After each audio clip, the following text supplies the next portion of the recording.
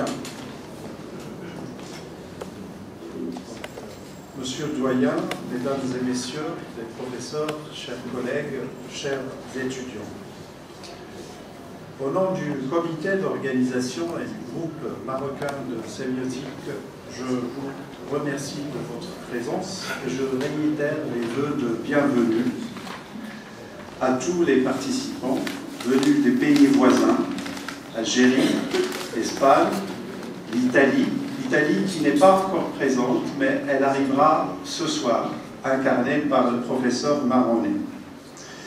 Et surtout des participants des universités du Maroc, Faculté des lettres de Fès, Dar el-Mez, Faculté des lettres de Fès, Saïs, Faculté des lettres polydisciplinaires de Teza, de Oujda, de Rabat, de Mohammedia, d'El Jadida. On ne peut douter de la représentativité et de la qualité d'un tel rassemblement. Permettez-moi de commencer par une citation de saint Augustin, tirée de De Doctrina Christiana. Il n'y a aucune raison de signifier, c'est-à-dire de produire des signes, sinon celle de transmettre dans un autre esprit ce que le destinateur du signe a dans son propre esprit. Je cite Augustin car je partage la conviction de ceux qui pensent que la science des signes ne date pas seulement de Ferdinand de Saussure, de ses cours de linguistique générale, mais peut remonter plus loin. Mais là n'est pas mon propos.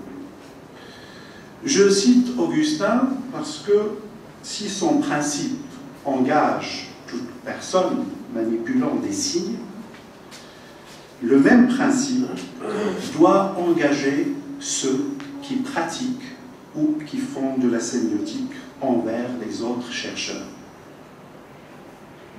partageant le même intérêt.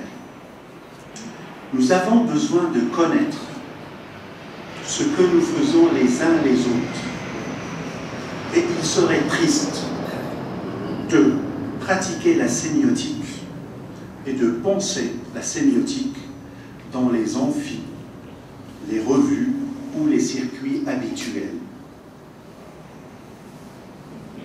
La recherche sémiotique a besoin d'une structure pour abriter les chercheurs, leur permettre de communiquer leurs travaux les uns les autres, de confronter leur approche, leurs doutes, leurs angoisses les uns les autres. C'est dans cet esprit qu'est née l'idée de l'association marocaine de sémiotique, connue pour des raisons administratives sous le nom de Groupe marocain de sémiotique. Ce congrès est le prolongement de cette idée, dans la mesure où son but est de faire rencontrer non les auteurs modèles, mais les auteurs en chair et en os qui pratiquent la sémiotique. Sans une structure permanente, sans des congrès ou des colloques réguliers, la recherche sémiotique au Maroc ne peut ni avancer, ni relever les défis qui l'attendent. La sémiotique est une discipline naissante au Maroc. En l'absence de structures de recherche, de groupes, de projets et de visions, elle semble se chercher encore, même si le nombre des chercheurs de qualité ne cesse d'augmenter. Il y a deux façons de parler de la sémiotique au Maroc. Il y aurait une sémiotique d'inspiration arabo-musulmane qui remonte au Moyen-Âge et qui reste à déterminer quant à sa nature et quant à la possibilité de son existence et de son développement. De l'autre côté, il y aurait une sémiotique naissante qui date des années 70. La première, la sémiotique d'arabe, d'inspiration arabo-musulmane demeure un peu problématique, car se heurtant à quelques difficultés d'ordre méthodologique et épistémologique qui demandent à elles seules un congrès à part. Personne ne peut nier que les philosophes arabes ont eu à réfléchir, et de façon très précise, sur le signe et sur la langue. On trouve des choses très pertinentes. Par exemple, chez At-Tahanoui, vous me corrigez les professeurs arabisants, sur le signe, voire une typologie bien détaillée.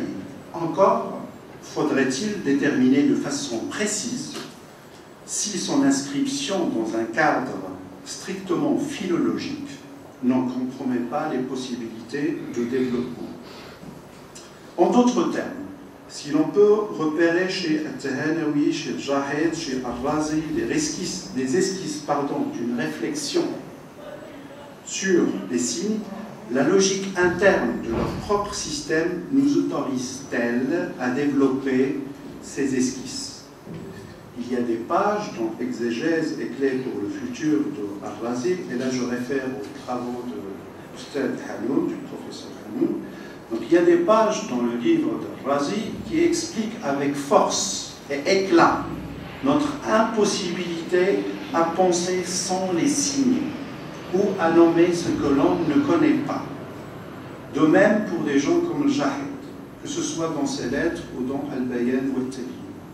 Je m'arrête là parce que je ne veux pas vous donner l'impression de commencer déjà une communication sur la sémiotique d'inspiration arabo-musulmane.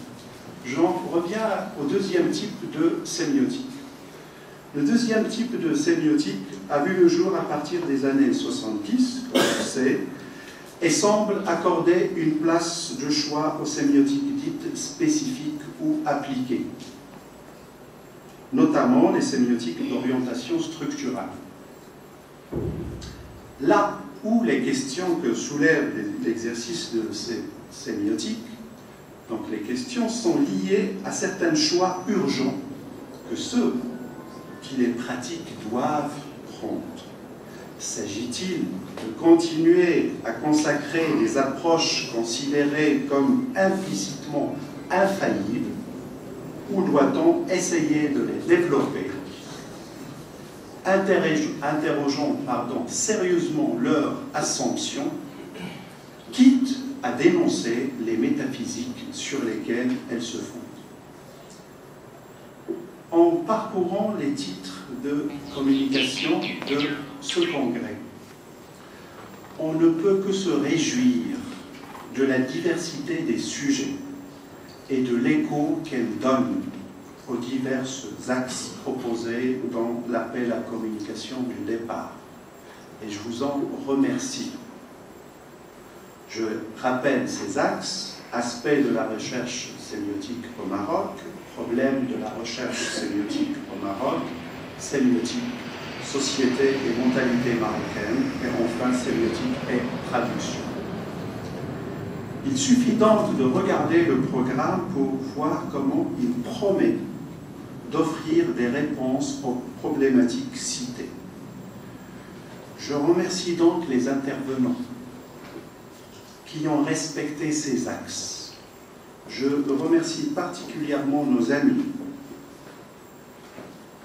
d'Italie et d'Espagne qui ont accepté de bien vouloir modifier leur sujet à ma demande et consacrer leur communication à la recherche sémiotique en Espagne et à la recherche sémiotique en Italie. Mon intention derrière cette requête était qu'on puisse profiter les uns des autres et qu'on puisse s'ouvrir sur d'autres sémiotiques étrangères. Chers collègues, chers étudiants, monsieur le doyen, la recherche sémiotique au Maroc commence. Il lui faut une certaine organisation afin de se faire connaître. Il lui faut une certaine visibilité.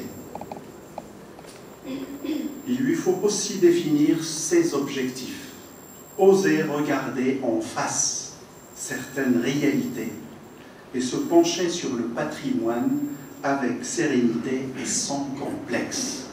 Nous en avons les moyens maintenant. Nous espérons, grâce à vous et à travers ce congrès, susciter une prise de conscience quant à la richesse d'une discipline, quant à ses diverses possibilités de réalisation, mais aussi quant aux moyens qu'il faut se donner pour y arriver. Et je vous remercie.